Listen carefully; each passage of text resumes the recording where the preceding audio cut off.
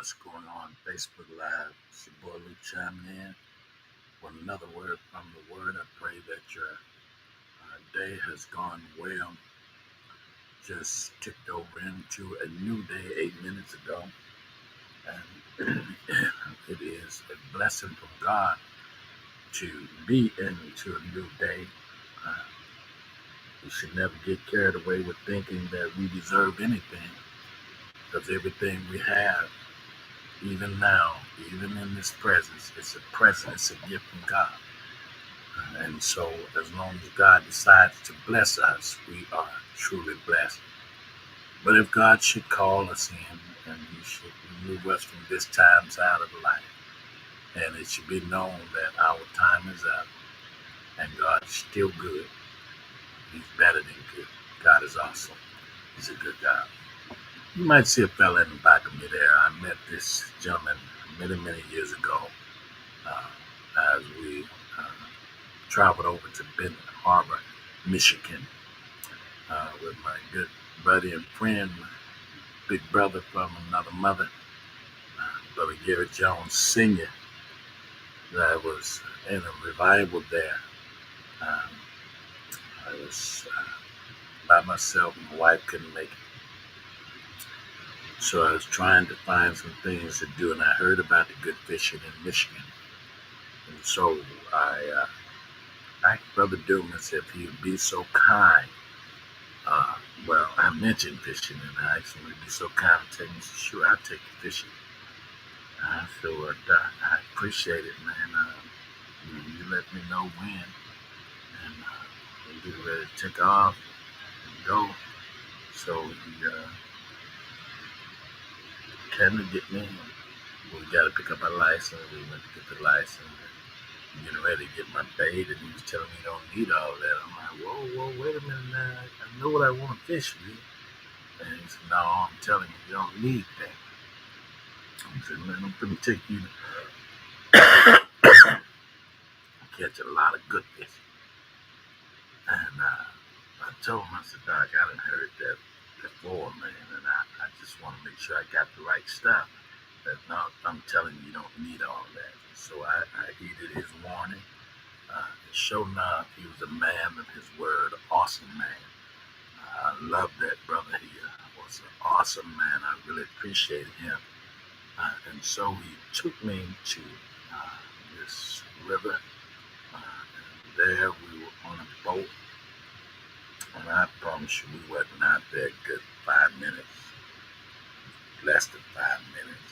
And if you can see those fish that laying on that table, caught all those fish. The very first one was the smallest one, but at the time, it was the biggest fish that I had caught. And he told me, you can throw that back. I'm like, no, man, I'm going to keep it if you don't mind. I kept that fish, and he said, well, they're going to get big. I'm telling you that right now. Sure enough, man, those fish were getting larger and larger. Came back bragging on Brother Dumas. As a matter of fact, I gave him a new name. He was no longer Brother Willie Dumas. He was Dr. Willie Dumas. And I came back bragging to my brother and my wife and all of them. And man, listen, we called Doc up and told Doc, man, my brother want to go fishing, man. Think we can come up there sometime? Man, come on. I got a buddy with another boat. We'll get you out. Sure enough, man, we all went out there. And we got fishing, and I tell you, this line was almost too heavy for me to carry. It was a lot of fish on there. Doc took me to the house. We cleaned them, cut them up. We got them prepared for me to take home. I brought them on home, and we went back up with my brother, and the same thing again. So I wanted to honor Dr. Willie Dumas. His wife is still well. She's still living, still doing good. And we're thankful for the love that she showed us, opened her home to us, welcomed me and my wife in, brother, and we just had a good time there with them. And so I wanted to give honor to Brother Dr. Willie Dumas, who's now gone to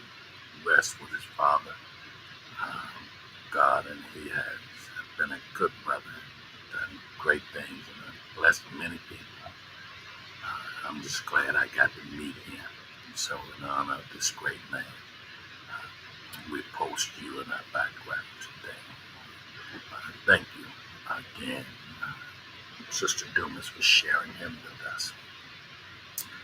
Um, I'm reminded of how often uh, there will be people in our lives that will make great contributions, like Brother Dumas. And many times when they make the contribution, this is nowhere near who he is or what he represents. But many times people who will make the contribution do it only to gain recognition for themselves, honor for themselves, glory for themselves. Brother Dumas had nothing to prove. He did what he did out of the goodness of his heart. But I have found people in life that will, you open up your heart to them, you do everything you can do to be of service to them and support them, only to find out that they're rooting for somebody other than you, that they might take your place or be honored and glory, and have everything that you have. And that can be very heartbreaking.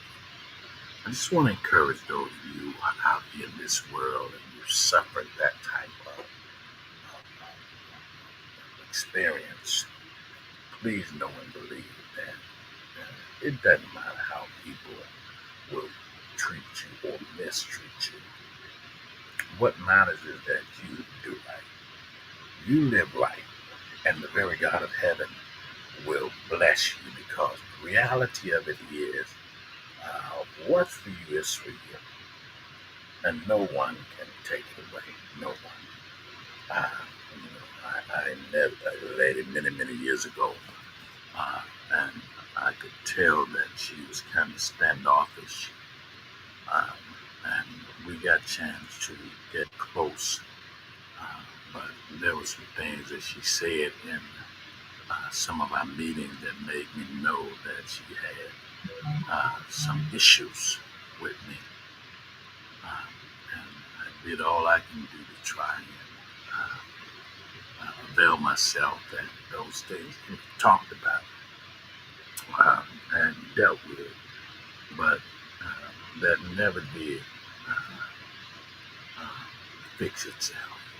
And so I did a post just a little while ago, and I want to encourage someone with this post, because live streaming your in church all service reality, we have to make sure that we know every day is not going to be an easy day.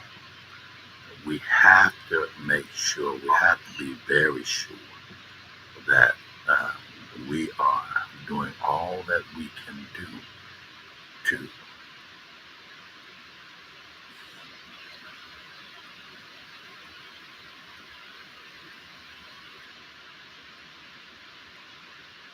do all that we can do to fulfill our obligations and to be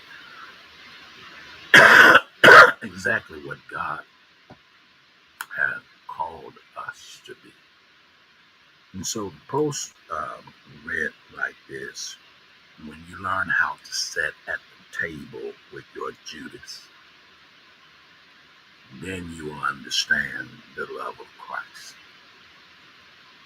Sometimes God allows people in your life that will cost you hurt and pain, devastation. Sometimes they'll serve as a thorn in your flesh for a lengthy period of time. And many times we want to ask, why me, Lord? And we will threaten to walk away and quit and just step aside from those things which God has called us to. But please believe that at the end of the day, God promised it long ago that He would make your enemies your footstool. He would take those people who try and do things to you for bad. He would take them and show them that He is God. He is certainly in control. And what they meant for your bad, he will make it for your good. So you have to hold on. You have to be strong. You have to keep your principles in action. You have to keep them in line. You have to keep them working, because it's through our principles that true blessings come forward. It's through our principles that God knows that because we're faithful, he needs to be just that much faithful to us, and he will protect us in our most dangerous situations until it's our time to go and be with him. And so I learned this a long time ago. My daddy used to say it, if your enemies are hungry, feed them. If they're thirsty, give them something to drink. By doing that, you're heaping coals of fire on their head. No matter how wicked and how nasty people is, it's something about doing good to people that would just humble them. There'll be no other choice but the slate to be changed, for the condition to get better, and for people to stop targeting you and move on. Because when you do good to people, good comes back to you. And so God has a way of turning that thing around. I just want to encourage you, no matter who you are, no matter where you are, stay faithful to the Lord. And when you are faithful to the Lord, God then will remain faithful to you. I heard him say in his word that I'll never leave you, nor will I forsake you. God is going to always be there for you. It don't take much to identify people. When you have an enemy in your presence, there'll be less encouragement, less fortitude, less inspiration and edification. And everything they do will make them, or they'll do it to make them shine better, and you not shine so well. I've learned to eat humble pie. I've learned to know that I'm not always right. Never will I be always right. But I've learned through life's challenges to trust God, not to lean to my own understanding.